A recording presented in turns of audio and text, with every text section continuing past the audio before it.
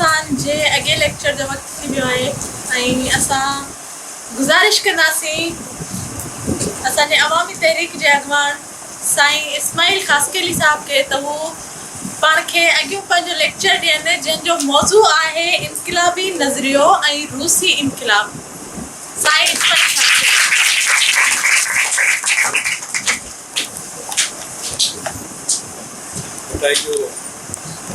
वो शेर है अक्सर पढ़ना है और वो मुझे कम जो है इलाही शेर मुझे कम जाए वेहण वेजन वट सिख सगो थिए वेहण वेजन वट सिख सगो थिए अगी आदत मिट अघा आजिज़ थिए वेज माना ताहा तबीब होशियार इन्हनि माण्हुनि जी महफ़िल में जॾहिं वेहबो सिखबो त सगो थी पहिरीं असीं ज़हनी तरह बीमार आहियूं नयूं शयूं नयूं ॻाल्हियूं असांजे ज़हन में कोन पर जॾहिं अहिड़नि महफ़िलनि में वेंदासीं त असांजे ज़हन में नयूं नयूं ॻाल्हियूं ईंदियूं नवां ख़्याल ईंदा ऐं पंहिंजो पाण खे तब्दील करण जी हिकिड़ी जुस्तजू पैदा थी पोइ सिखंदासीं ऐं पोइ वरी चए थो सघां थी सघां माना ज़हनी तरह ताक़तवर थी अॼु जो जेको ज़मानो आहे उहो पैसे जो ज़मानो न आहे ज़हनी तरह ताक़तवर हुजण जो ज़मानो आहे इल्म जो ज़मानो जंहिं वटि घणो इल्मु आहे जंहिं वटि घणी साइंस आहे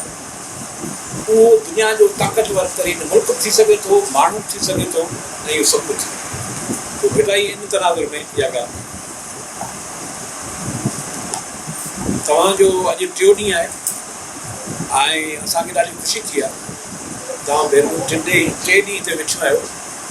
ऐं सिखो ऐं सिखण सां गॾु वरी सेखारियो बि माना हिते काफ़ी भेण लेक्चर ॾिना इहा वॾी ॻाल्हि मूंखे पलीअ साहिब जी उहा ॻाल्हि यादि अचे थी अलाए कंहिं लेक्चर में हुन ॻाल्हि पे कई चई जॾहिं असां नेपाल में वियासीं त नेपाल में जेके बि लेक्चर ॾिना उहो छोकिरियुनि नेपाल जी छोकिरियुनि असांखे लेक्चर ऐं इंतिहाई शानदार लेक्चर नेपाल जेको आहे उहो हिकिड़ो पहाड़ी मुल्क आहे हीअ पाण वांगुरु सिंध वांगुरु ईअं बयाबान न पर इहो ज़मीनी मुल्क न आहे हू जबल ऐं पहाड़ पोइ चई त जेके छोकिरियूं लेक्चर ॾियण आहियूं उहो जॾहिं पंहिंजे ॻोठ खां आई हुन जाइ ते पहुचूं त उनखे 4 ॾींहं लॻा उनखे पंधु करणु जबलनि तां लहण में 4 ॾींहं लॻा ऐं 4 ॾींहं लही अची असांखे लेक्चर कयो त अॼु असीं सम्झूं था त सिंध जूं ही न्याणियूं बि उन लेवल ते पहुचूं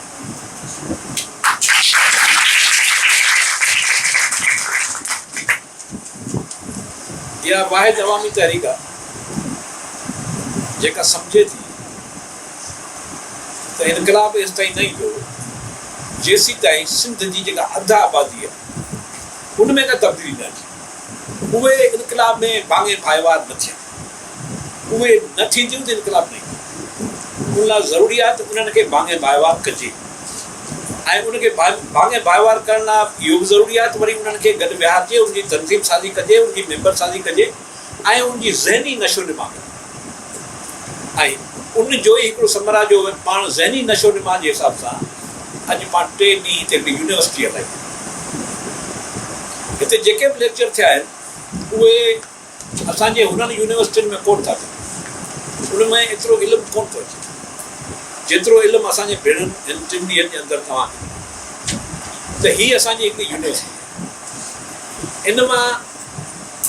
इहा ॻाल्हि ज़ाहिर आहे त जिते जिते इनक़िलाब आया आहिनि उते अहिड़े क़िस्म जूं यूनिवर्सिटियूं रहियूं आहिनि ऐं आहिनि हलनि पियूं यूनिवर्सिटी जो इहो मतिलबु कोन्हे त हिकिड़ो वॾो कैंपस हुजे वॾियूं बिल्डिंगूं हुजनि पोइ वरी प्रोफेसर वेठा हुजनि इहो तसवुरु आहे साम्राजी दुनिया जो इहो तसवुरु आहे सरमाएदारी दुनिया जो पर जेके उनजा मुखालिफ़ आहिनि सरमाएदारी जा मुखालिफ़ आहिनि जेके सोशलिस्ट आहिनि जेके चवनि था त बराबरी जो निज़ाम हुजे जेके चवनि था त इंसानी हक़ सभिनी माण्हुनि जा हुजणु खपनि जेके चवनि था त इल्मु सभिनी लाइ हुजणु खपे उहे वरी अहिड़े क़िस्म जी यूनिवर्सिटियूं आहिनि हिकिड़े ॾींहं जी यूनिवर्सिटी थी वई 2 ॾींहंनि जी थी वई 3 ॾींहंनि जी थी वई ऐं राशिद सवेरे ॻाल्हि पे कई, मुंहिंजी ज़हन में हिकु तजवीज़ आई आहे। कंहिं ज़माने में जॾहिं की वेझड़ा ई 10 साल पहिरीं जी ॻाल्हि आहे, त असां बबड़ शरीफ़ में त वर्कशॉप कया 3 ॾींहंनि जा, उहे अञा ताईं हलनि पिया, गुज़र साल कयोसीं। ऐं हींअर बि डिसंबर में पाण कंदासीं, जॾहिं इहे मोकिलियूं हुयूं, त तव्हां भेणनि खे दावत आहे, उनमें ज़रूरु शरीक थियो। उते असां वरी हिकिड़ी ॿी शइ शुरू कई हुई, उहा हुई वर्कशॉप न पर क्लास कयल आहे। क्लास में हीअं थींदो हो त जेके भेणूं ऐं भाइर हूंदा हुआ उहे 30-35 हूंदा हुआ, उन वधीक उनमें गुंजाइश न हूंदी। 30-35 भाइर भेणूं गॾिजी पोइ असीं वरी उन्हनि जा ग्रुप ठाहींदासीं। हर ग्रुप में 5-5 भेणूं भाइर गॾु हूंदा। पोइ वरी असीं हिकिड़ो किताबु पढ़ंदासीं, उन ग्रुप खे उहो कमु ॾींदासीं त हीअ किताबु आहे, हिन जो फलाणो पेज नंबर खां वठी फलाणे पेज ताईं 20-25 पेज तव्हांजो ई ग्रुप पढ़े, ऐं पोइ वरी उनखे मार्क शीट ते लिखे, ऐं पोइ वरी उहो प्रेज़ेंट करे। त जॾहिं उनजी रिज़ल्ट ईंदी हुई त पलियो साहिबु उन्हनि में शरीक थींदो हुओ। जॾहिं उनजी रिज़ल्ट ईंदी त पलियो साहिबु हैरान थी वेंदो त ऐं छाकाणि भेणूं या भाइर चवंदा हुआ त हीअ त पढ़ण जो जेको तरीक़ो आहे, इहो असां जेको पंहिंजे मुंहुं वेही पढ़ूं था उन खां ई कई दफ़ा वधीक बहितर आहे, असांखे सम्झ में अचे थो। उहो इन करे सम्झ में अचे थो जो 5-7 भेणूं ई भाइर वेठा आहिनि, जा उन ते बहस थिए थो। जेका बि ॾुखी ॻाल्हि अचे थी, सुवाल अचे थो, उन ते बहस थिए थो, तुंहिंजो छा ख़्यालु आहे, तुंहिंजो छा ख़्यालु आहे, तुंहिंजो छा ख़्यालु आहे। पोइ ईअं सम्झ वधे थो। त राशिद खे गुज़ारिश कंदासीं त 6 महीननि जो जेको माना अॼु खां 6 महीननि खां पोइ वरी पाण ही प्रोग्राम कंदासीं वॾे पैमाने ते। ऐं उन में उमेदु आहे त पाण जेके अॼु आहियूं 60-65 भेणूं आहियूं, त पाण 100 थी सघूं ऐं पाण हुन वॾे हाल में वेही सघूं था। जीअं SST जो प्रोग्राम वॾे हाल में थियो आहे हाणे, त हिन हाल जे बजाए पाण हुते करे सघूं था, 100 भेणूं थी सघूं। इहो त थींदो, पर कॾहिं जेका SDSC जी इंतिज़ामी कमेटी आहे उहा इन ॻाल्हि ते बि गौर करे त 2 महीननि जे अंदरि या 3 महीननि जे अंदरि, 6 महीना इन जे विच में 3 महीना कयूं, 3 महीननि जे अंदरि पाण हिकिड़ो क्लास कयूं। उहो क्लास 2-3 ॾींहंनि जो हुजे, उनमें 64 भेणूं हुजनि ऐं 30-35 हुजनि, उन खां वधीक न। छाकाणि त वधंदो त पोइ वरी उहो सही न थींदो। उहो हिकिड़ो फॉर्मूलो आहे त उन में उहो ग्रुप ठाहिजनि ऐं सभु ग्रुपनि में वञी इहो सॼो कमु कनि। त इहो बि हिकिड़ो लर्निंग जो ज़बरदस्त क़िस्म जो हिकिड़ो टूल आहे, ऐं उहो पाण खे अप्लाई करणु खपे या पाण तजवीज़। हाणे मुंहिंजो मौज़ू आहे इनकलाब ऐं रूसी इनकलाब। हेलो हेलो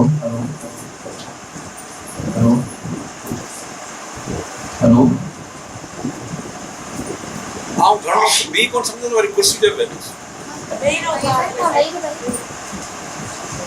हा भाई थोरो सा वज़न ॾींदासीं, उहो ही माइक जो वज़न।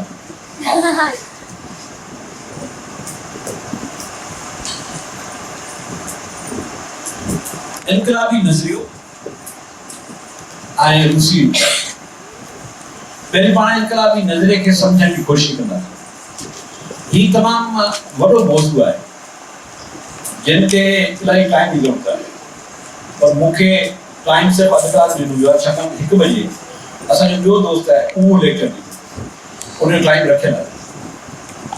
हिन करे पाण शयुनि खे इलाही मुख़्तसिर कंदासीं। इनकलाबी नज़रियो, इनकलाबी नज़रिये जी ज़रूरत छो हुई? अॼु खां 200 साल अॻु दुनिया हिकिड़ी हुई ऐं 200 सालनि खां पोइ दुनिया वरी ॿी थी। 200 साल खां पहिरीं दुनिया कहिड़ी हुई, जेका हज़ारनि सालनि ते मुहित हुई? उहा दुनिया इहा हुई त हिकिड़ो निज़ाम हुआ। हिकिड़ो निज़ाम हो गुलाम तालीम निज़ाम। घणा गुलाम हुआ, घणा गुलाम हुआ ऐं थोरा आका हुआ। इहो को निज़ाम दुनिया में रहियो। पोइ वरी उन निज़ाम जे अंदरि हिकिड़ी तब्दीली आई, वरी ॿियो निज़ाम आयो, उनमें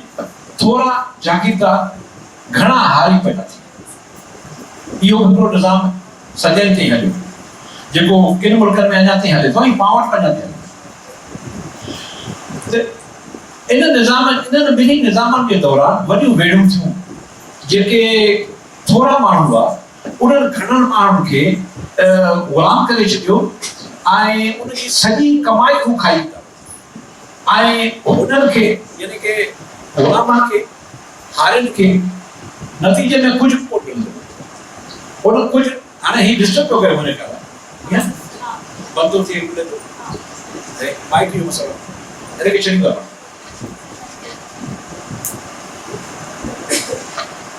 त ग़ुलामदारी दौर में हिकिड़ियूं वॾियूं बग़ावतूं थियूं उन आकार जे ख़िलाफ़ ऐं उन्हनि बग़ावतुनि ते हिकिड़ी फिल्म आहे स्पार्टैक्स उहा तव्हां किन ॾिठी हुजे ऐं न ॾिठी हुजे त ज़रूरु ॾिसणु खपे। ग़ुलामनि जी हिकिड़ी वॾी बग़ावत ग़ुलाम आखान सां विढ़नि था पर उहा बग़ावत हली नाकाम थी। अहिड़े क़िस्म जूं दुनिया जे अंदरि ग़ुलामनि जूं वॾियूं बग़ावतूं थियूं पर उहे नाकाम थियूं। पोइ वरी जागीरदारी जॾहिं दौरु आयो ऐं जागीरदारी पंहिंजे उरूज ते पहुती पोइ दुनिया जे अंदरि मिसाल रूस जे अंदरि चीन जे अंदरि हिंदुस्तान जे अंदरि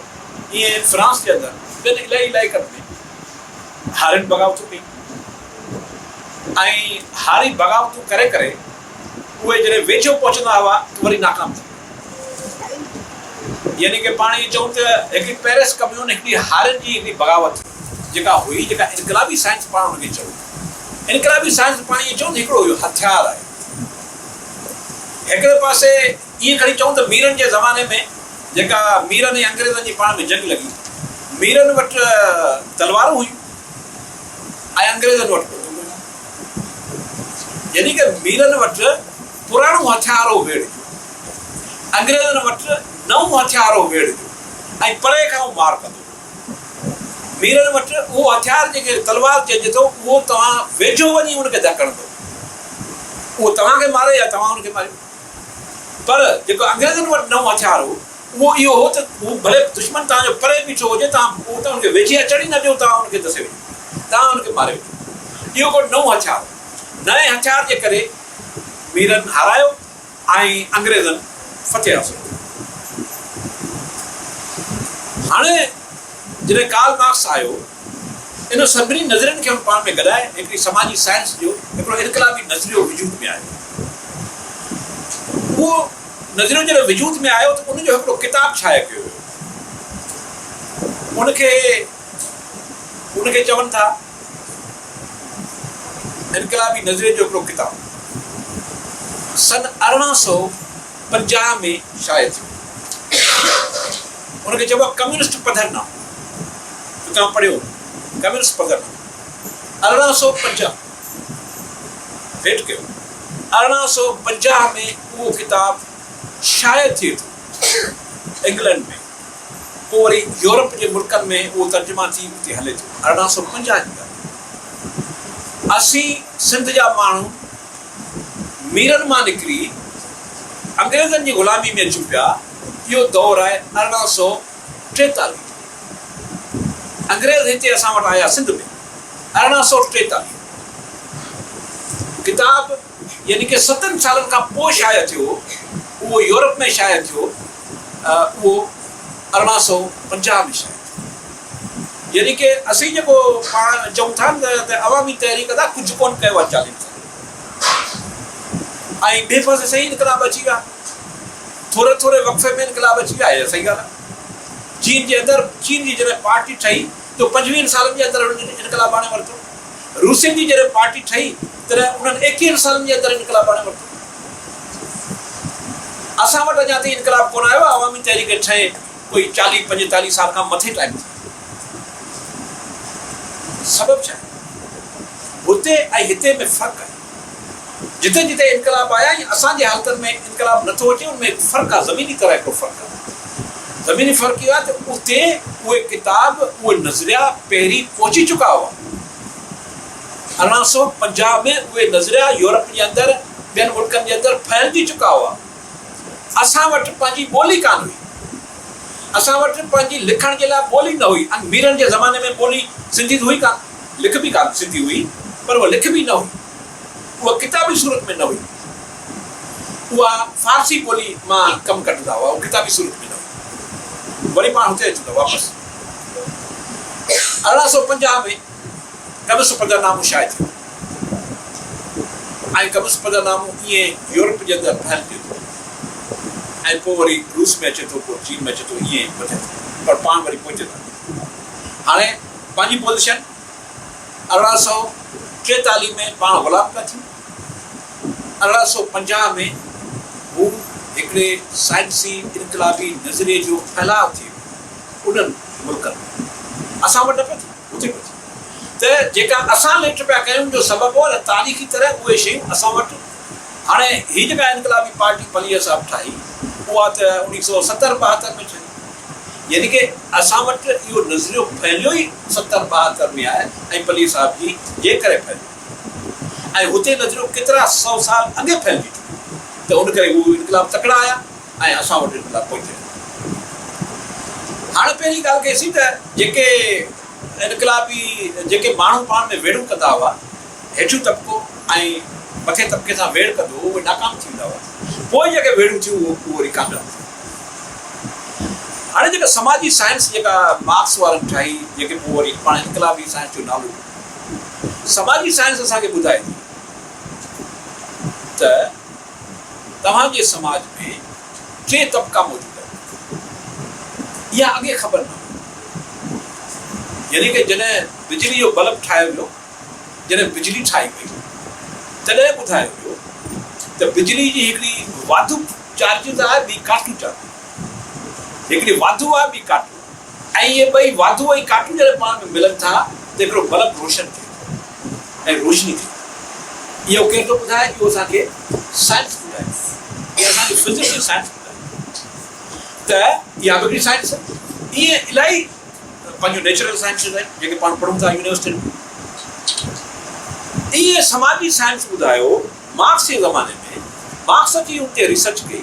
उन चयो त बाबा हीउ जेको तव्हांजो समाज आहे, हीउ जेके तव्हां जूं जिदोजहदूं नाकाम थी थियूं वञनि, उनजा हिकिड़ा सबबु आहिनि।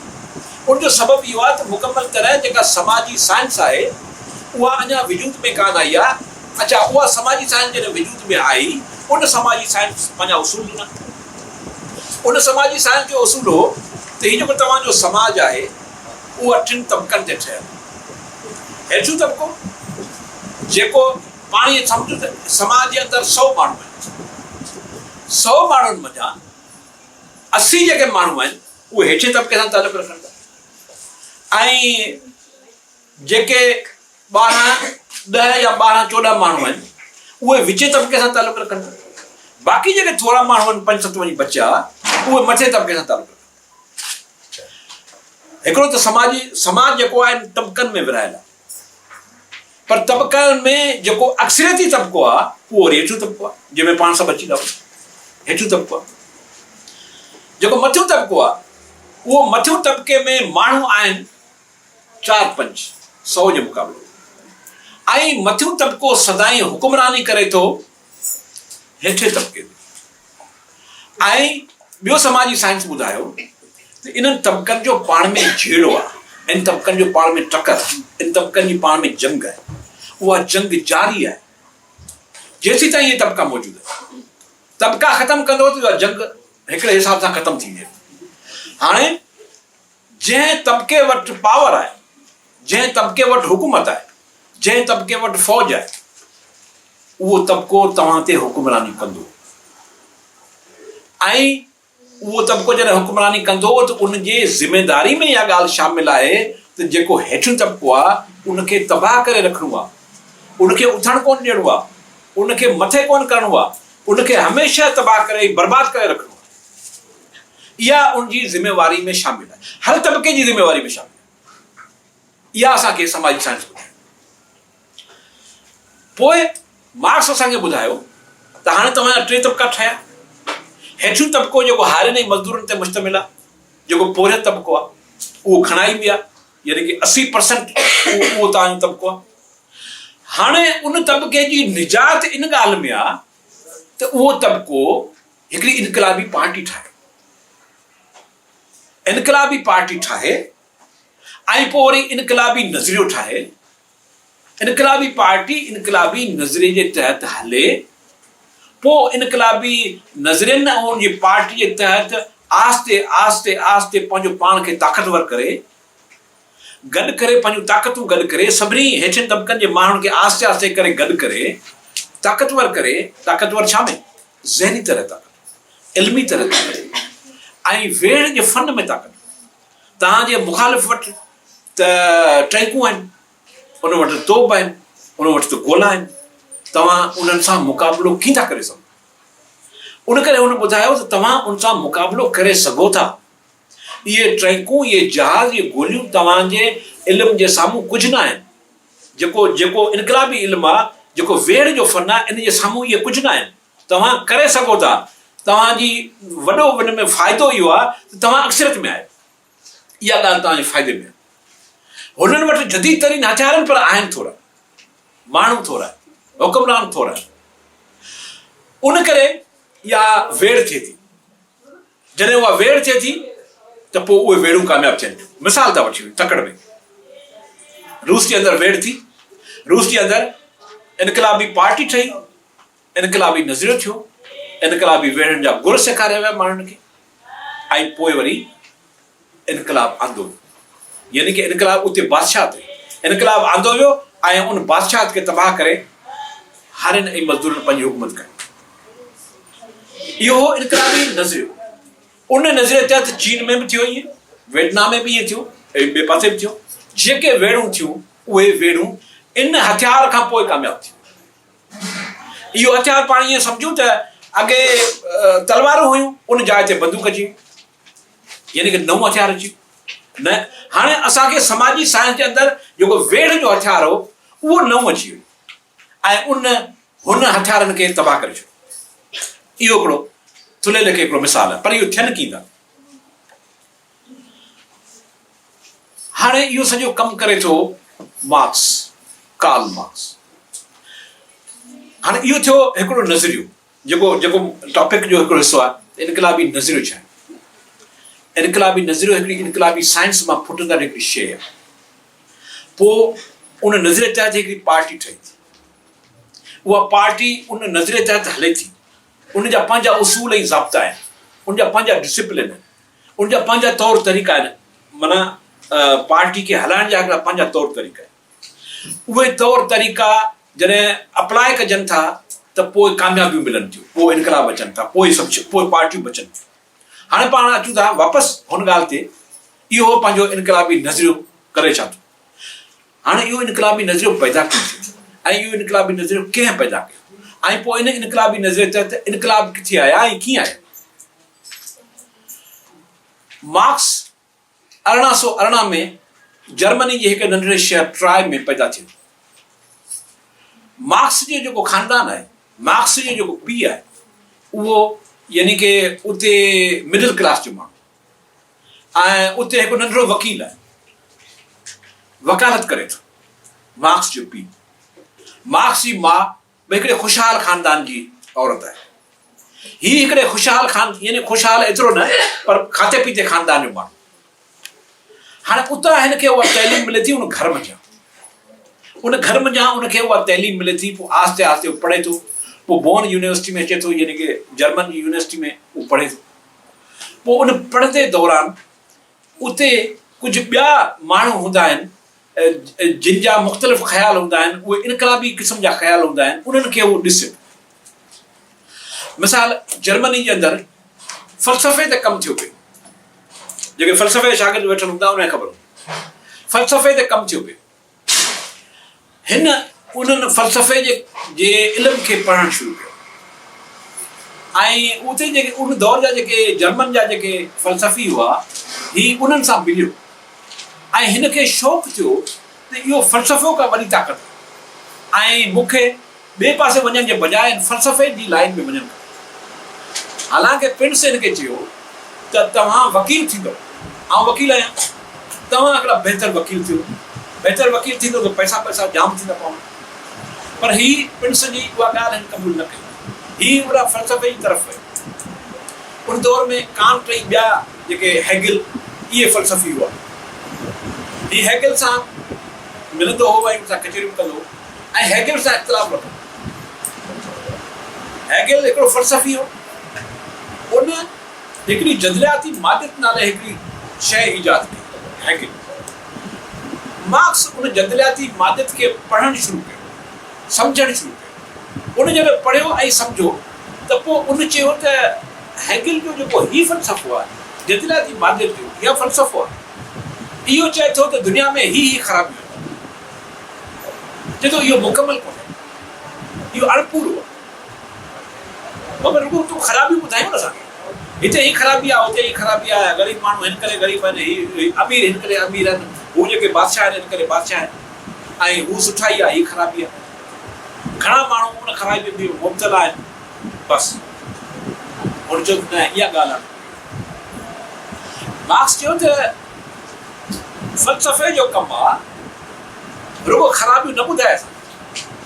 असांखे इहा ॻाल्हि ॿुधाए त हीअ जेका ख़राबी आहे इन खे तब्दील की करियूं। दरअसल हुनजो कमु आहे तब्दील करणु, जेको हू न पियो करे। हाणे इहो कमु मूंखे करणु, मार्क्स चयो त इहो कमु मूंखे करणु, शयुनि खे तब्दील की कजे, इहो कमु मूंखे करणु। पोइ ही उन फ़लसफ़े में माना अंदरि हलंदो।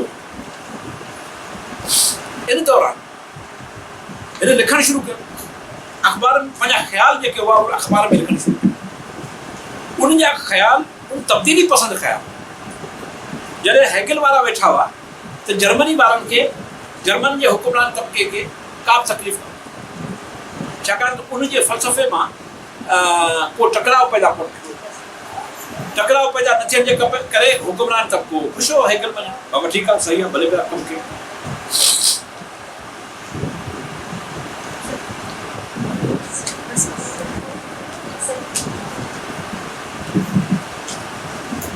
जॾहिं यानी कि हेगल मां जर्मनी जी जेका बादशाह हुई उहे बादशाह ख़ुशि हुआ त भाउ ठीकु आहे, हेगल वारा इन कम में लॻा पिया आहिनि, भले लॻा पिया आहिनि, असांजी छेड़छाड़ कोन था कनि, ठीकु आहे, भले। पर मार्क्स चयो त हेगल जेका ॻाल्हि थो कयो उहा पूरी ॻाल्हि, मूंखे इहा ॻाल्हि मुकमल करणी आहे त जिते ख़राबी आहे उन ख़राबी खे दूर करणो आहे। यानी कि हुन चयो त हेगल जो फ़लसफ़ो जेको आहे उहो उनजो टंगू मथे आहिनि सिर हेठि। हिन अची कयो यानी कि उन फ़लसफ़े खे टंगनि ते पिया, हेगल जो फ़लसफ़ो बीठो सिर ते, टंगू मथे, हिन अची उनखे टंगनि ते पिया। ऐं पोइ उन ख़्याल मुताबिक़, पंहिंजा उन ज़हन मुताबिक़ हिन मुख़्तलिफ़ आर्टिकल लिखणु शुरू कया मुख़्तलिफ़ अख़बारनि में। ऐं उहे आर्टिकल जेके हुआ उहे हुआ तब्दीली पसंदि, शहर खे तब्दील की कजे, उन लाइ वेड़ो की कजे,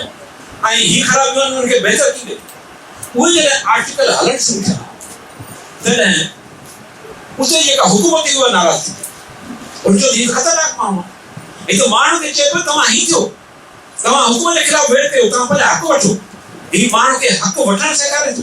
इन करे हीउ माण्हू ख़तरनाक आहे। इन करे हिन माण्हू ते बंदिश लॻाई।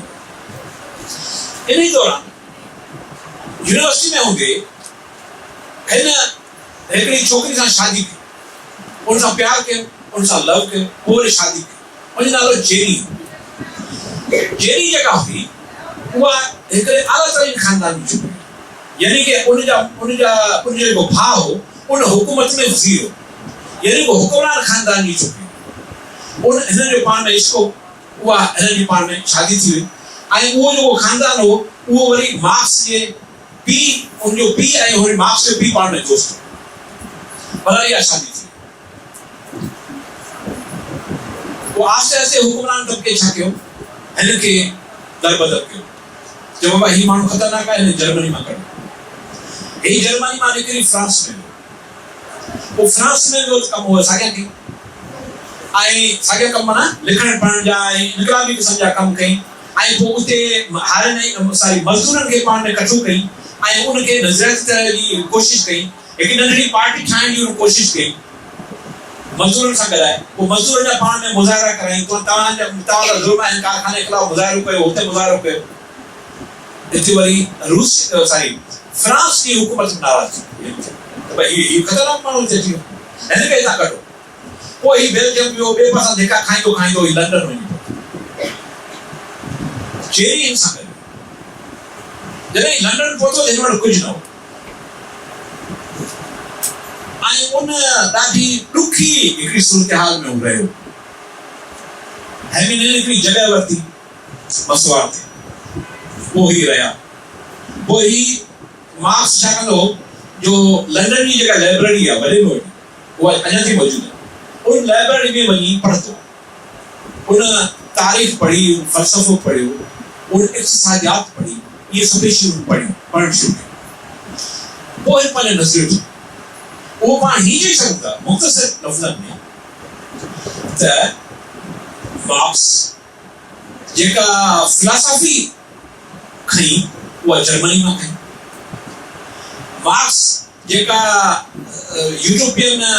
सोशलिज्म खई उहा फ्रांस मां खई क्योंकि फ्रांस में अहिड़ा माण्हू हुआ जेके हिकिड़ा ख़्याली सोशलिस्ट हुआ ख़्याल पसंदि सोशलिस्ट हुआ उनखे असीं चवंदा यूरोपियन सोशलिज्म यूरोपियन यानी ख़्याली उतां हुन ख़्याली मां हुनखे उतां खई इंग्लैंड में जॾहिं हो त इंग्लैंड में इक़्तिसादियात ते वॾो कमु पिए थियो रिकार्डो ऐं ॿिया बि हुआ एडमिन स्मिथ हो उन्हनि इक़्तिसादियात ते कमु पिए कयो हाणे टे शयूं हिनखे अनमेच्योर मिलियूं यानी कि उहे ठहियल हुयूं पर अनमेच्योर एतिरियूं पकियूं ऐं पुख़्तियूं न आहियूं कचियूं हुयूं हिन उन्हनि कचियूं शयूं खणी हिन उन नज़रिये खे तयारु कयो यानी कि फ़लसफ़ो हिन खयो जर्मनी मां उन फ़लसफ़े खे बहितर करे जदरियाती माजिद में हिन तब्दील कयो यूरोपियन सोशलिज्म हुई उहा हिन खई फ्रांस मां उन फ्रांस के उन यूरोपियन जेका कची हुई उन ते हिन कमु करे सही सची हक़ीक़ी सोशलिज्म कहिड़ी हुजणु खपे उहो नज़रियो तयारु कयो ऐं इक़्तिसादियात यानी कि मुआशियात जंहिंखे पाण चवंदा उहा वरी हुन इंग्लैंड मां खई ईअं हिन टिनि सोर्सनि मां कचियूं शयूं खणी हिकिड़ो नज़रियो तयारु इक़्तिसादियात में हुन रिसर्च कई इक़्तिसादियात में हुन चयो त ही जेका प्रोडक्ट थिए थी या जेको सरमायो ठहे थो सरमाएदारी ये सरमायो ठहे की थो उन ते हिन रिसर्च कई उनमें हिन पंहिंजी थ्योरी पेश कई त ही जेको सरमायो ठहे थो उहो सरप्लस वैल्यू आहे सरप्लस वैल्यू माना क़द्र ज़ाइद आहे क़द्र ज़ाइद माना वधीक पैसो इहो जेको वधीक पैसो आहे उहो अचे थो उहो नतीजे ते पहुतो ही जेको वधीक पैसो आहे दरअसल मज़दूर कारखाननि में कमु कनि था ऐं मज़दूरनि खे पघर जो पोरियो आहे उहो सिधो सौ मज़दूरनि खे मिले कोन थो उहो सिधो सौ उन सरमाएदार खे ॾींदो यानी कि का बि हिकिड़ी शइ सम्झो त पाण हिकिड़ी कुर्सी कुझु मज़दूरनि गॾिजी हिकिड़ी कुर्सी ठाही या मेज़ ठाही हाणे मेज़ जॾहिं ठही तयारु थी उन कारखाने में मार्केट में वञे थी त उनजी वैल्यू थिए थी 100 रुपया उन ते ख़र्च आयो 10 रुपया ऐं 100 रुपये में हू विकाणी 90 रुपया बचिया वो जो खर्च आयो 10 रुपया जो खर्च आयो उन 10 रुपये में मजदूर के पगार ॾिनो बिजली जा ख़र्च थिया मशीन जा ख़र्च थिया उहे थिया 10 रुपया यानी कि टोटल खर्च आयो 10 रुपया ऐं विकामणी जी शइ 100 रुपया बचा 90 रुपया मार्क्स चए थो कि जेके 90 रुपया बचा आहिनि इहे खणी वियो आहे सरमाएदार ये सरमाएदार जे खीसे में विया जेको दरअसल सरमाएदार कयो कुछ ना है इहो सॼी मजदूरी कई आहे मजदूरनि इहो पैसो मिलणु खपे हा मजदूरनि खे जेको ही जेको सरमाएदारी निज़ाम आहे उन निज़ाम उहो निज़ाम अहिड़े क़िस्म जो ठहियलु आहे इहो पैसो हलियो वियो सरमाएदार जे खीसे में हाणे इहो चए थो इहा क़द्र ज़ाइद या सरप्लस वैल्यू आहे यानी कि वधीक पैसा हाणे आउं सरमाएदार आहियां मूं को कमु कोन कयो रुगो जांच कई हिकु नंढो कारखानो ठाहे छॾियो हाणे हिकिड़ी कुर्सी तो कारखाने में कान ठही हुई न उते 1,000 कुर्सियूं ठही हुई महीने जे अंदरि ऐं हर कुर्सी जेका वही मार्केट में उन कारखाने जे मालिक खे 90 रुपया करे ना एड़ा लखे रुपया थी विया यानी कि सरमाएदार वट लखे रुपया थी विया के तो इया फुर लुट है मजदूरन सा इस्तेसाल है मजदूरन सा बेवाजिबी है मजदूरन सा नाइंसाफी है इन ते हुन किताब लिखण शुरू कया आई पोई मुकम्मल तरह एकड़ो यानी कि 70 वॉल्यूमन में एकड़ो किताब लिखियो उन नालो आहे दास कैपिटल सरमायो सिंधी में पाण जो सरमायो वो 70 वॉल्यूमन के मुश्तमिल वो अंग्रेज में सरमायो किताब मौजूद है पलिए साहब की लाइब्रेरी में मौजूद है केड़ो किताब यानी कि 7 वॉल्यूम हाणे हिकड़े पासे हुन इहा ॻाल्हि कई त जेको फुर्लट आहे उहा हू करे थो सरमाएदार निज़ाम अहिड़ो ठाहियो वञे अहिड़ी क़िस्म जी सोशलिज़म जेका हुनखे फ्रांस मां मिली उहा ख़्याली सोशलिज़म उन सोशलिज़म में हिन चयो त अहिड़ो निज़ाम ठाहियो सोशलिज़म माना अहिड़ो जमहूरी अहिड़ो मुल्की निज़ाम जंहिं तहत सभिनी माण्हुनि खे हिकु जेतिरा हक़ मिलनि सभई जेके वसीला आहिनि उहे सभिनी माण्हुनि जी पहुच ताईं वञनि इहा हुननि जी ख़्याली हुई हिन खे उन्हनि अमली शिकल ॾिनी त के अहिड़ी हुकूमत ठाहिणु खपे जेका सोशलिज़म ते हुजे ऐं मज़दूर जेके आहिनि जेके कमु कनि था उनखे पंहिंजो सॼे जो सॼो मुआवज़ो उनखे मिलणु खपे सरमाएदार खे न मिलणु हाणे इहो हिन वरी पंहिंजो ॿियो ख़्यालु पेश कयो पंहिंजो दास कैपिटल पर हाणे हिन वटि खाइण लाइ कुझु कोन्हे हिन जी वफ़ादार ज़ाल जेनी सां गॾु हिन जो हिकिड़ो ॿियो दोस्त पैदा थियो जॾहिं हीअ अख़बारूं ऐं हिन जा आर्टिकल पढ़िया विया उहो माण्हू वो अहिड़ा आर्टिकल पढ़ी इनके वेझो थी उनजो नालो एंगल्स वरी सरमाएदार ऐं सरमाएदार जो पुटु ऐं उनखे प्रिंस कयो त हीअ जेके पंहिंजा कारखाना आहिनि हाणे तूं वॾो थी वियो इहे कारखाना पंहिंजा वञी संभाल हू जॾहिं हिन जी संगत में आयो मार्क्स जी संगत में आयो त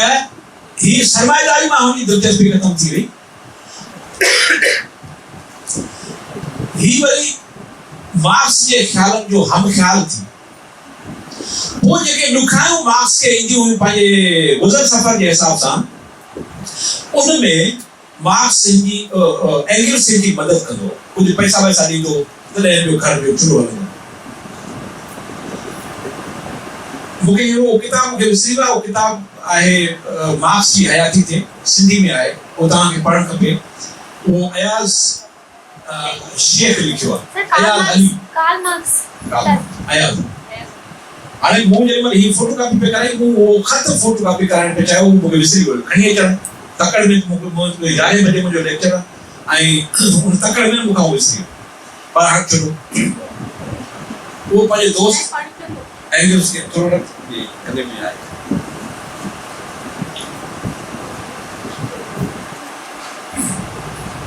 और दोस्त के घर खत लिखियो एंगल्स के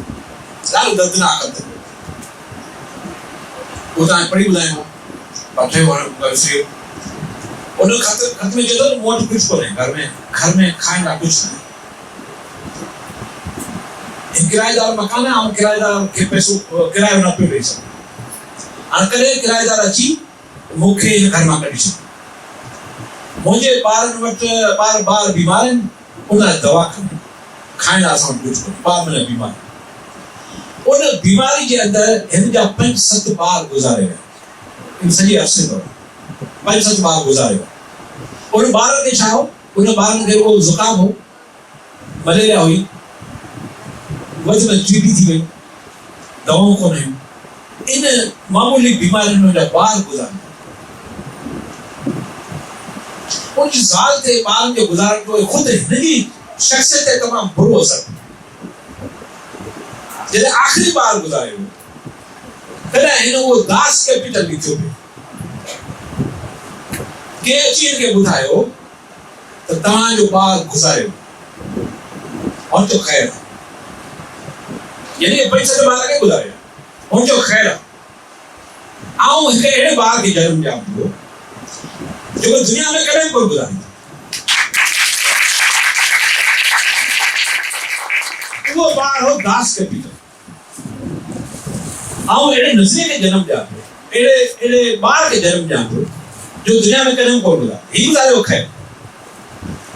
पर वो गुज़ारे हो तो उनके कफन ही दफन का पैसा नहीं दफन की गई वो दफन करण जो रस्मियूं जेके हुयूं उहे हिन वटि पैसा ई पाड़े वारनि अची उन ॿार खे दफनायो जेके पाड़े वारा उन्हनि उहो ख़र्च करे उहो ॿार खे दफनायो उहो लिखे थो पंहिंजे ख़त में पंहिंजे दोस्तनि खे वटि पैसा न आहिनि हाणे थियणो ईअं पवंदो त मूंखे यतीम खाने में वञिणो पवंदो उते रहणो पवंदो ऐं इहा हिकिड़ो वॾो ठिको हूंदो हुते सॼी ज़िंदगी त मूं वटि कुझु कोन हो यतीम खाने में रहियुसि पर इंतिहाई दर्दनाक ख़त आहिनि मुंहिंजी ज़िंदगी दर्दनाक गुज़री आहे पर उन पंहिंजे कम खे न छॾियो चवण जो मतिलबु इहो आहे त ज़िंदगी कहिड़ी बि ॾुखी हुजे पर हू पंहिंजे कम खे जारी रखे ऐं उहो कमु मुकमल करे हुन पार्टी ठाही फिर पली साहब चवंदो आहे और पार्टी जो दुश्मन कब्ज़ो कयो यानी दुश्मन जा एजेंट पार्टी में घिरी आहे हिन उहा पार्टी तोड़े छॾी पली साहब चवंदो आहे जेको मार्क्स आहे जेको अबो आहे सॼी सोशलिज़म जो उनजी पार्टी न हली वो पार्टी दुश्मन घिरी आहे और पार्टी आखिर तोड़े छॾी त असीं जेके ग़रीब माण्हू आहियूं चऊं था असां वटि किरायो कोन्हे मीटिंग में कोन था वञी सघूं असां वटि ॾाढी तकलीफ़ आहे कोन था वञी सघूं पोइ इनकार थींदो जिन माण्हुनि इनकार आंदा आहिनि उहे इन्हनि तकलीफ़ुनि मां घुसिया आहिनि तव्हां चीन जी जेका लॉन्ग मार्च उहा यूट्यूब ते पई आहे उहा यूट्यूब ते रुॻो विकंदो न चीनी लॉन्ग मार्च उहा यूट्यूब ते अची तव्हां उहे क्लिप्स ॾिसो ई कमरे में हलनि पिया उघाड़ा पेरे कुझु कोन्हे को वञनि पिया बचा भॼनि पिया असल में लॉन्ग मार्च जो मतिलबु हो तव्हां जिते वेठा आहियो उतां भॼो न त मारिजी वेंदो ही भाॼ आहे उतां उहो भॼनि पिया मथां चांकाई शेख जा जहाज अचनि था उहे बमबारी कनि था किरनि था मरनि था बचनि था जेके मरनि था उहे छुटा ऐं सिस्कियूं ॾेई वीचारा रड़नि था ॾाढी ख़राबु हालत आहे इन मां उहे निकिरनि था पोइ वरी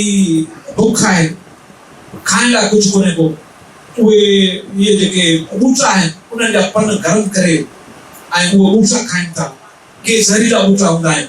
उहे ज़हरीला ॿूटा खाए मरी वञनि था इहे सिस्कियूं ॾेई मरनि था लख माण्हू निकिता जॾहिं 2 सालनि खां पोइ या साल खां पोइ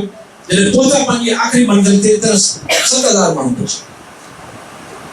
लख मञा ॿिया सभु मारिजी विया रस्तनि में गोला बारियुनि जे करे जंगियुनि जे करे ॿियनि जे करे मारिजी विया बुखनि जे करे मारिजी विया ऐं नांगनि जे ॾंगनि जे करे मारिजी विया ऐं बुख ऐं जेको ग़लति इहो ज़हरीला ॿूटा खाधो हुनजे करे मारिजी विया 7,000 माण्हू पहुचा ऐं 7,000 माण्हू खां पोइ वरी ॿिया माण्हू पैदा थिया उन्हनि 7,000 माण्हू वरी ॿिया माण्हू पैदा कया ऐं उन वञी आख़िर में अॼु वरी तव्हां चीन जो ये फौज में जेके छोकिरियूं आहिनि उहे ॾिसो उनजी परेड ॾिसो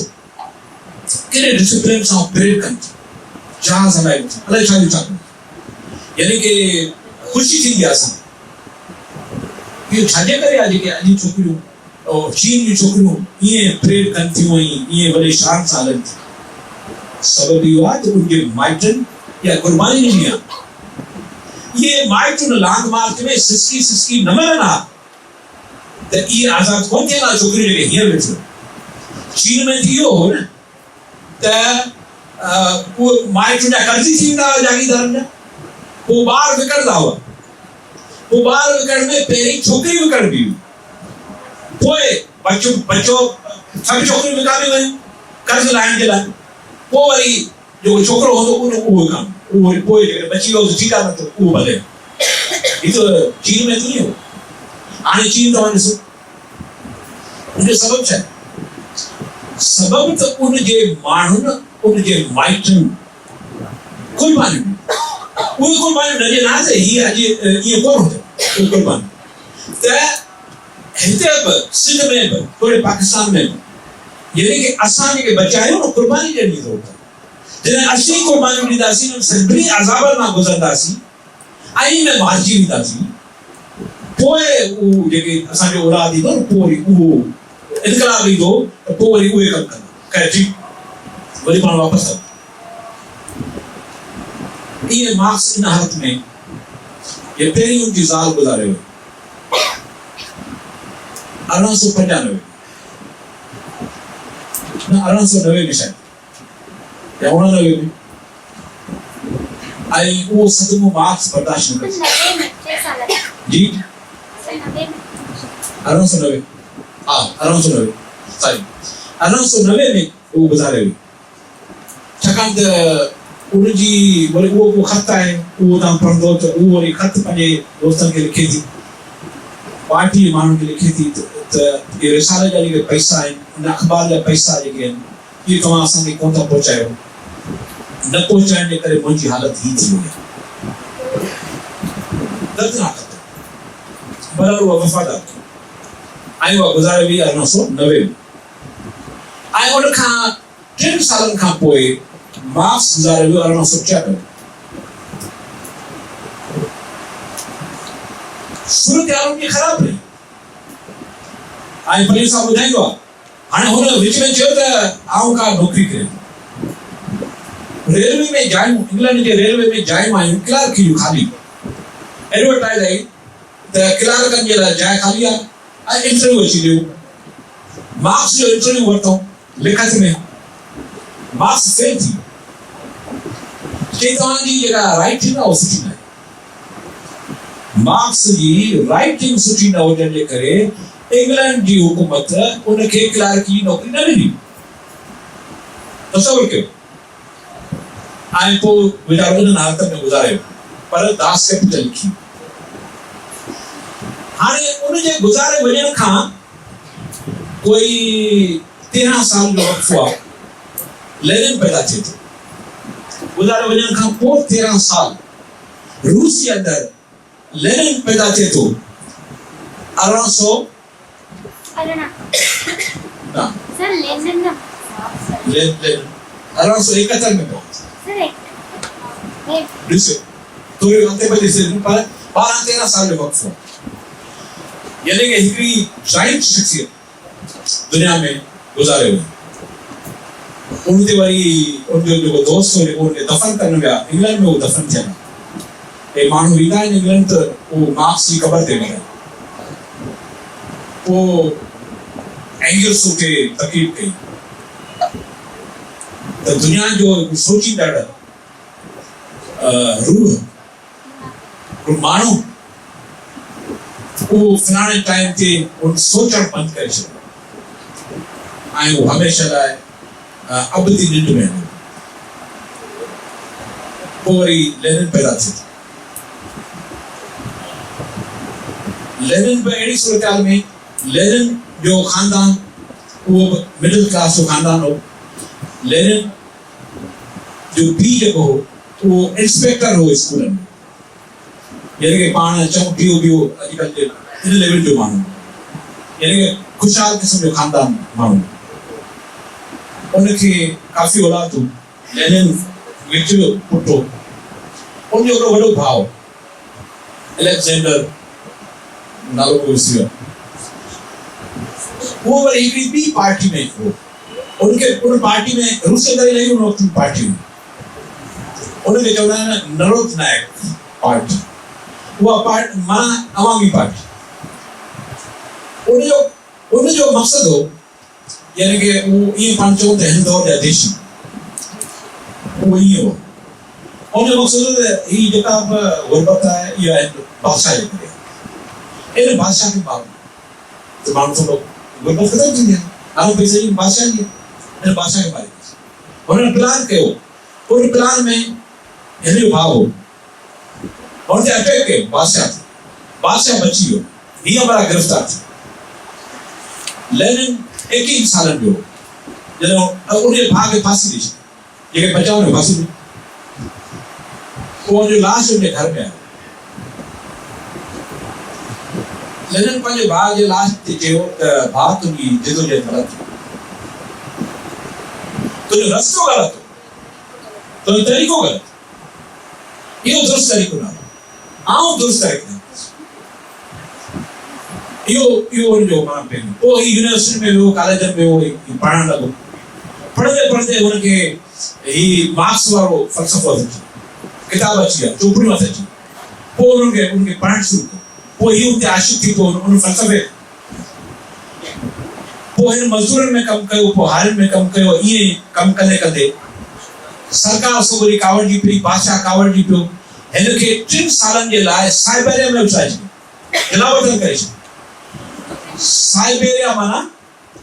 वो इलाइक़ो जेको बर्फ़ानी आहे रूस जो वो इलाइक़ो जेको जिते वो बर्फ़ आहे बर्फ़ानी इलाइक़ो 3 सालनि लाइ ही उते पोइ ही पंहिंजी भेण खे ख़त लिखंदो कि फलाणो फलाणो किताब खणी अच वो किताब भेण खे ॾे वेंदी पोइ उहो वेठो उहो साइबेरिया में उहो किताब पढ़ंदो ऐं ॿिया वरी नवां किताब लिखंदो ईअं ॻाल्हायो न बाबा लेनिन जी ज़िंदगी इंतहाई कठिन गुज़री है हाणे आउं उनखे मुख़्तसर कया उनजो दोस्त अची विया उनजो लेक्चर शुरू आहे जो सब्जेक्ट 20 मिनट थी आहे ओवर पाण वञी पिया पर लेनिन बेगन वञण तक मां उतां थियो पोइ वरी वापसि आयो पोइ वरी गिरफ़्तार थियो ऐं जॾहिं गिरफ़्तार करे जेल में पिया मोकिलींसि त हुननि पुलिस वारनि चयो ही दीवारूं ॾिसी न जेल में केॾी मज़बूत आहे तूं हिन खे पकड़ वञी एचराए पई छॾे ॾे लेनिन हुनखे चयो त तव्हां ख़बर आहे कि इहे दीवारूं मज़बूत न आहिनि हिनखे अॾो ई खाई वई आहे इहे सड़ी ऐं ॻरी वियूं आहिनि रुॻो हिकिड़े धिके ई वञो हिकिड़े धक ॾींदासीं न दीवारूं खे पोइ ऐं तव्हांजो रोब पसंदि न कयो माना उन दौर में लेनिन जा इहो पोइ वरी ही फ्रांस हलियो वियो पोइ वरी उते पंहिंजी पार्टी ठही हिन जी जेका पार्टी आहे हाणे पाण खे उहो इहो ॾिसणो आहे त पार्टियूं कॾहिं ठहनि थियूं हिननि जी पार्टी ठहे थी 1896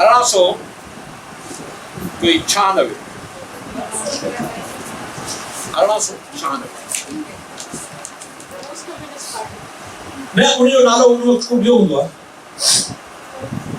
1896 में वो पार्टी थी यानी कि मजदूरनि जे निजात जी पार्टी उहा पार्टी ठाही पर उनखे वो मीटिंग करणु कोन था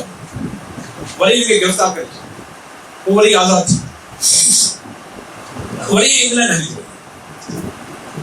1903 में ही पार्टी खे पंहिंजो नालो ॿियो ॾियनि ऐं उते कांग्रेस कनि था कांग्रेस जेके बि उते मेंबर अचनि था उते वॾो बहस हले थो त ही जेका असांजी पार्टी आहे रूसी सोशलिस्ट डेमोक्रेटिक पार्टी इहा जेका पार्टी आहे इहा हले थी या उसूली ज़ाब्ता पाण तइ कयूं पोइ उन उसूलनि ज़ाब्तनि खे तइ कंदे कंदे पार्टी ॿिनि हिसनि में उते चुकी पई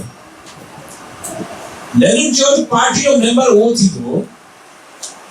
जेको असांजे हिकिड़े सेल जो मेंबर हूंदो ऐं उनजे सभिनी उसूलनि ऐं डिसिप्लिन जो क़ाइल हूंदो उनखे मञींदो ऐं उन्हनि सां गॾोगॾु फंड बि ॾींदो ज़ाब्तनि ते हलंदो इहो हूंदो मेंबर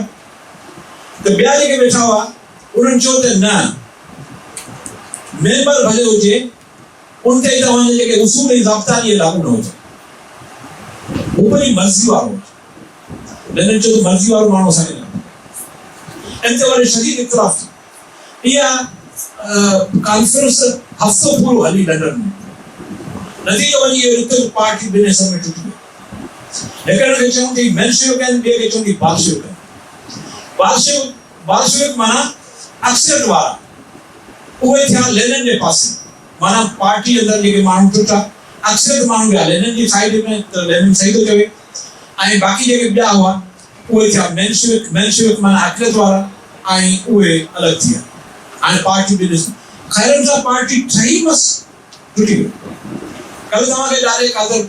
लेक्चर ॾिनो हूंदो अवामी तहरीक जे टुटण जा कीअं टुटी कॾहिं टुटी कंहिं टुटी सभु त चवण जो मतिलबु थियो त जेके पहिरियों इनकलाबी पार्टियूं हुयूं उन्हनि सां बि मसला हुआ, असां सां त आहिनि आहिनि, उन्हनि सां बि मसला हुआ। उहो पहिरें ख़ैरनि सां 2 सालनि जी उमिरि हुई, उहो टुटी गई। पोइ बालशेविक थिया, उहो मेंशेविक थिया। पाण ई चऊं त मेंशेविक तूं कोन था थी सघनि, एजीपी वारा असांजी मेंशेविक आहे, मेंशेविक त पाण खे नथा चऊं, उन लेवल जे कोन आहिनि। पोइ माना ईअं हुआ, पर पोइ इहा जंग हले थी। मुख़्तसिर आख़िर में इनकलाब अचण जे लाइ लेनिन चयो त इनकलाबी पार्टी हुजणु ज़रूरी आहे, इनकलाबी नज़रिए जो हुजणु ज़रूरी आहे, ऐं उनजे अंदरि डिसिप्लिन ऐं इहे पाबंदियूं हुजणु ज़रूरी आहिनि,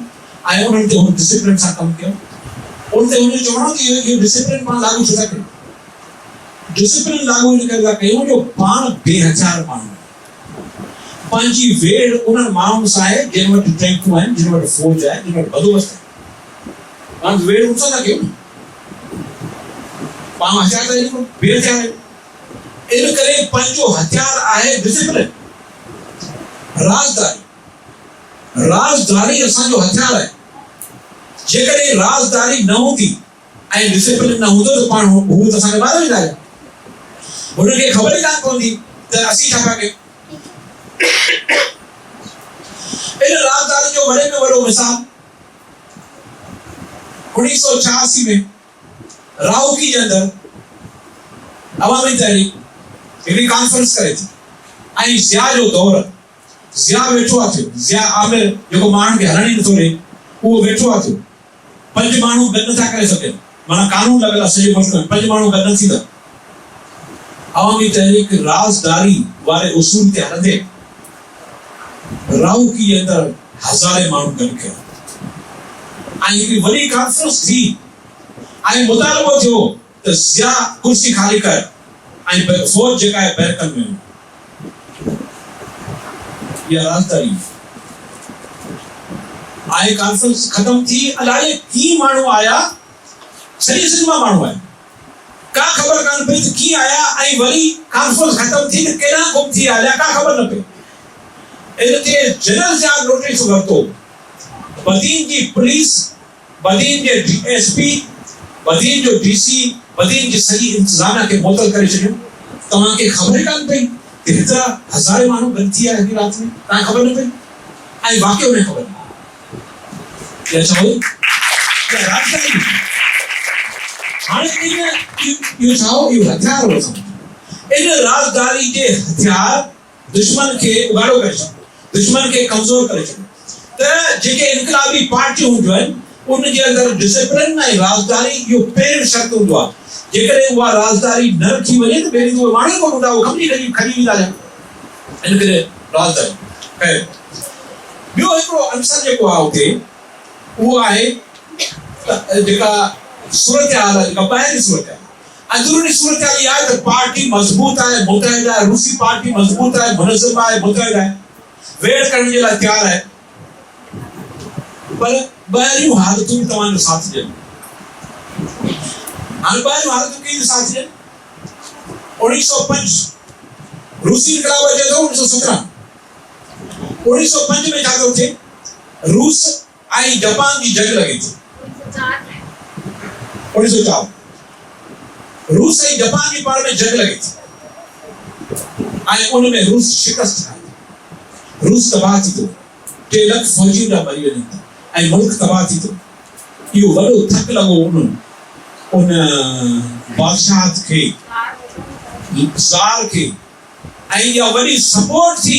इनकलाबी पार्टी, इहा सपोर्ट थी लेनिन वारनि खे। असांजो जेको दुश्मन आहे उहो हेतिरो कमज़ोर थी चुको आहे, हाणे असांखे अञा वधीक कमु करिणो आहे। उहो चवंदा उहो 1905 वारो इनकलाब आयो, पर उहो मुकमल तरह न अची सघियो, नाकाम थी वियो। वरी अॻिते हलूं था, 1914 अचे थो, पहिरीं जंग अज़ीम लॻे थी, दुनिया 2 ब्लाकनि में विराइजी थी वञे, ऐं सभिनी मुल्कनि जे विच में पाण में जंग लॻे थी। रूसी इन जंग में ज़ार तबाह थी थो वञे, उनमें तबाह थी वञण जे करे लेनिन चयो त हाणे असांजो दुश्मन कमज़ोर थी चुको आहे, जंग में फाथल आहे, ऐं इन जंग जे करे तव्हां हिन वक़्तु अटैक कयो। बादशाही महल ते हमलो कयो ऐं उते पार्टी वेहे थी ऐं पार्टी फ़ैसिलो करे थी पर उते वरी गड़बड़ इहा थी थिए जो उहो जेका मरकज़ी कमेटी फ़ैसिलो कयो त असांखे फ़लाणी तारीख़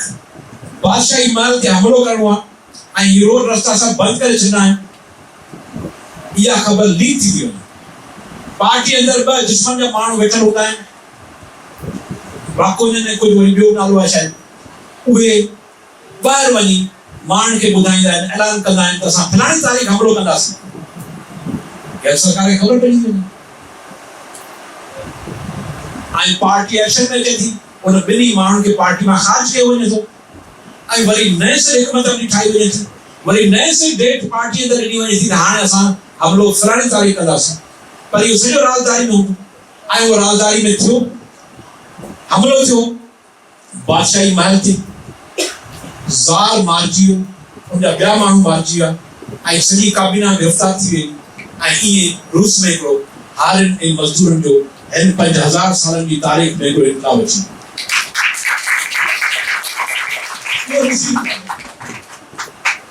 अंदरूनी तरह पार्टी तैयार हुई मेरे जे बेरूनी हालतुनि जो साथ ऐं थी वियो आख़िर में चीनी इनक़लाब अचे थो चीनी इनक़लाब उन दौर में अचे थो जंहिं दौर में ॿी जंग अज़ीम लॻी चुकी आहे ॿी जंग अज़ीम 1939 में शुरू थी ऐं 1945 में ख़तमु थिए ऐं चीन ते जापान जी जंग हले पई यानी कि जापानी कब्ज़ो कंदो पिया वञनि जापानी फ़ौज उते कब्ज़ो करे पई माओ ज़ेडुंग वारा लॉन्ग मार्च मां पहुचा आहिनि जेके बचा आहिनि उहे वरी गॾु थिया आहिनि ऐं जापान ते अमेरिका ख़तमु जापान ते अमेरिका एटम बम किराए थो जापान जा 2 शहर तबाह थी था वञनि लखे माण्हू मरी था वञनि जापानी फ़ौज हथियार फिटा करे छॾिया यानी कि दुश्मन सां जेको विड़िया पे उहो दुश्मन कमज़ोर थी वियो 1939 में माओ ज़ेडुंग जी अॻुवाणी में चीन जे अंदरि हारियुनि ऐं मज़दूरनि जो इनक़लाब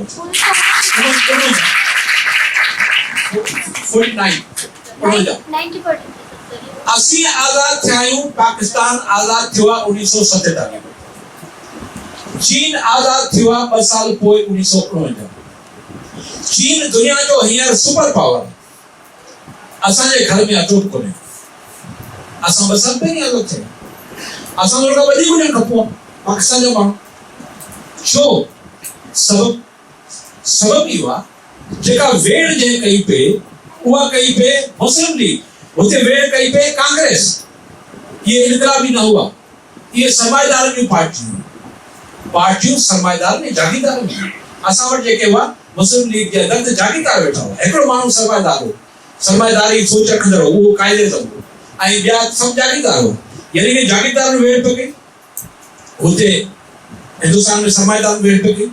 कंहिं बि इनकलाबी वेड़ कान पियो कई इनकलाबी पार्टी मौजूदु कान हुई नतीजो इहो थियो असांजे मथां जागीरदार हावी आहिनि असांजे घर में अटूट सूरत हाली आहे आख़िर में सूरत हाली आहे त इनकलाबी पार्टी वेड़ करे थी हालतूं दुनिया जूं साज़गार थियनि थियूं त पोइ उहो इनकलाब आणे थी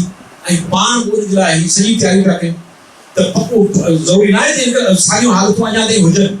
इहे हालतूं दुनिया जूं कॾहिं असांजे फेवर में बि पर उन लाइ असीं तयारु हुजूं न और तयारु हुजण लाइ ज़रूरी आहे त पाण हीअ सभु कमु कयूं पिया पाण पंहिंजे इनकलाब जे लाइ तयारी कयूं इहो मुमकिन आहे उहो इनकलाब असांजे ज़िंदगी में जेका असीं वेठा आहियूं पढ़ा उन्हनि जे ज़िंदगी में न अचे पर असांजे औलाद जे ज़िंदगी में ज़रूरु ईंदो ऐं उहो जॾहिं ईंदो त पोइ चीन जो जेको हींअर मौजूदु नस्ल आहे हीउ जेको चीन जो वज़ीर आज़म आहे इन जो पीउ इन लॉन्ग मार्च में मारिजी वियो चीन जो वज़ीर न सदर उहो इन जो पीउ इन लॉन्ग मार्च में हो चीन जो मौजूदा सदर उन जो पीउ इन लॉन्ग मार्च में मौजूदु हो उन जे नतीजे में अॼु उन जो पुटु चीन जो सदर आहे दुनिया जो सुपर पावर महिरबानी जी सर सवाल है ठीक है तो जो लेता क्या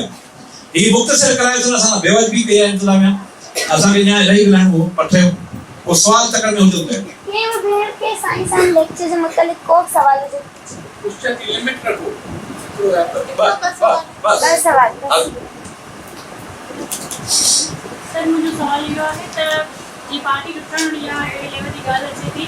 त असां जॾहिं बि हिते जेके मतिलबु अहिड़ो वेठो आहियूं त असांजो जेको बि सिस्टम आहे त असां हर कोई पंहिंजे पंहिंजे नज़रिए मुताबिक़ पंहिंजी सोच ऐं पंहिंजी मर्ज़ी जे मुताबिक़ आयो आहे ठीकु आहे ऐं जॾहिं असांजी पार्टी में हिकिड़ो को मां फर्ज़ कर मां हिते पार्टी तव्हां ते खणा थी त पोइ मुंहिंजे पोयां जेके 5 ॿिया बि आहिनि हलिया था हलनि त उन्हनि जो कहिड़ो सबबु आहे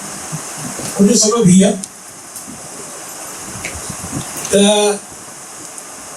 मिसाल असां सभु माण्हू नज़रियाती कोन आहियूं नज़रियाती इल्मु पढ़ियो आहे ऐं जेकॾहिं नज़रियाती इल्मु पढ़ियल हुजे त तव्हां हलिया विया तव्हां सां गॾु जेके ॿिया आहिनि उहे चवंदा तव्हां ग़लति आहियो तव्हां लाइन था ग़लति आहियो असीं पंहिंजी जाइ ते बीठूं इहो नज़रियाती तरह जे माण्हू पढ़ियल हूंदो मिसाल असांजा जेके उस्ताद हुआ जिन मूंखे हिन पार्टी में आंदो उहे हलिया विया पहिरें दफ़े में पर आउं उहो नज़र पढ़ियलुसि उहो किताब पढ़ियलुसि मुंहिंजो तव्हां ग़लति आहे वञो था भले वञो तव्हांजो हाणे असां सां को वास्तो न आहे असीं ईंदासीं सबबु आहे त असीं नज़रियाती इल्मु पढ़ियल हुआसीं त पोइ बीह रहंदासीं जेकॾहिं पीउ वञे थो मिसाल आख़िरी मिसाल तव्हांखे ॾियां बटोरे में असांजो हिकिड़ो दोस्त आहे अली सोडो हाणे गुज़ारे वियो ऐं उनजे घर में उनजी ज़ाल जेका हुई सियाणी तरीक़े मेंबर हुई हे जेका तोड़ फोड़ थी ये ॾाढे वारा तव्हांखे ॿुधाईंदो तोड़ फोड़ थी त अली सोडो हुनजे चकर में अची वियो ऐं अली सोडो पार्टी खे छॾे उॾारियो हे हाली मामा यारो खां ख़बर पुछियो इहा ख़बर उनजी ज़ाल खे पई मुंहिंजो मुड़ुसु मुंहिंजी पार्टी गदा थींदा अली सोडो आयो पे शाम जो ही माई लठ खणी बीह ऐं हिन चयो त गदारनि खे घर में जा ॾींदासीं ऐं अली सोडो खे न अचनि ॾेई चई तूं गदार आहीं तोखे न अचनि ॾींदासीं इहो उहो नज़रियाती तरह यादि मुड़ुसु वियो त ज़ाल वञणु खपे सर जॾहिं तव्हांजी ॻाल्हि कई आहे त हुनजो थोरो तव्हांखां जवाबु ॾींदी हलां त उहा मुंहिंजी ॾाढी आहे ज़बरदस्त हींअर जेको सो उहो बिल्कुलु आख़िरी स्टेज हाँ। जेको जिस्मानी आहे उहो कमज़ोर आहे हाँ। जेको ज़हन जेको दिमाग़ जेको हुनजो उहो ई आहे गुज़री टाइम पहिरीं इलेक्शन में असां वटि आई हुई याना लॻाई